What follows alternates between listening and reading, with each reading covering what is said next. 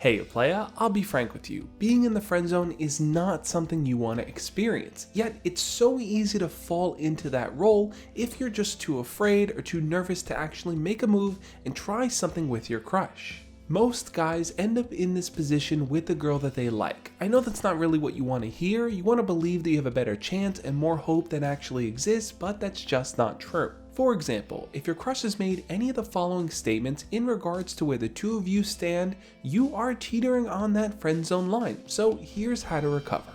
This is the Josh Beef, you're watching the Josh Beef.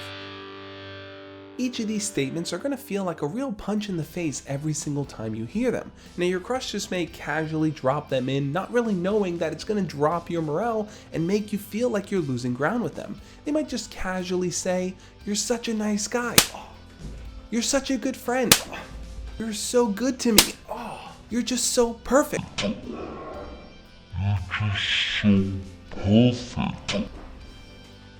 For those of you that are new here, my name is Josh, and every single week I make videos sharing tips, ideas, and stories teaching you how to be your best self. Now, the reason why you're hearing those things from your crush is because you're not being open and honest with them.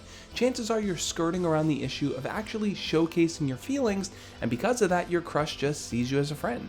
A lot of guys approach girls they like with a bit of caution. They're afraid they're going to push that girl away, so in the effort to not make things weird and awkward, they kind of just are very simple in the things that they say and the things that they do. They don't really stand out in any kind of way. They're using boring phrases like, "Hey, how's your day going? What's up?" and not really diving into deeper and more fun conversations. What that girl wants to see from you is that you have a unique personality that you're willing to put on display. You're willing to challenge the norm. You're willing to stand up for yourself. You're willing to be bold and confident when it comes to talking to her. So what does that look like exactly? Well, follow me on this train of thought. The first stop is to learn more about her personality. This means asking her questions, learning about what you guys have in common, and sharing more about yourself to see if the two of you overlap in some kind of way. The second stop is going to be to compliment her more. You're going to want to let her know that you're taking notice of who she is. You're interested in her personality, you're interested in her thoughts, feelings, and hobbies.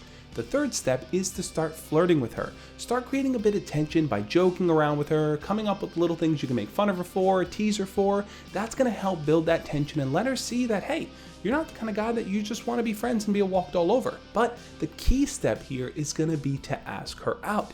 If you don't take that active step of trying to make plans with her and trying to get something rolling, she's just going to think you're a friend, even if you've done all the 3 steps before. So what do you respond with if she drops one of these bombshells on you and says something like, "You're like a brother to me, you're such a good friend, oh, you're so perfect, I'm so happy to have you in my life"? Well, I think it's important to tell her this. Look, I'm not someone who believes in labels, so I'm not going to put a label on what we have going on here. I know you see me as a friend, but I'm not limiting it to that. Be frank with her, be honest, and keep moving that train along. If she drops one of those statements at the beginning when you're just learning about her, or even closer to the end when you're ready to ask her out, let her know where you stand. You're not going to be boxed into a corner here. You're not going to be put into this friend zone. You're going to kind of still go forward and ask her out and let her know how you feel.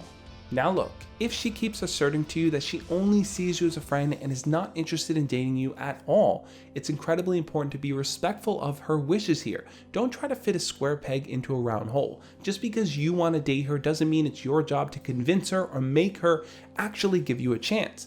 She's already decided on what she wants, so be respectful of that. Don't keep wasting your time and energy trying to pursue someone that just sees you as a friend. It's up to you now to put your confidence on display. Don't wait until you're late in the game and she's already decided that you have no interest in her because you've never made a move. Start taking those active steps. And if she hits you with one of those friend zone lines, be prepared and know how to answer it. I want to give a huge shout out to all my patrons, YouTube channel members. These are the people that help support the channel every single week. So if you want to talk to me one-on-one about what's going on in your life and get my personal advice, check out the link to Patreon down below. Now what I want you to do is check out the video over there on the side where I'm going to talk about how to escape the friend zone. If you're kind of locked in that position and you don't know what to do, this video is going to help walk you through the steps of recovery. On that note guys, I'll catch you next time. As always, love and peace.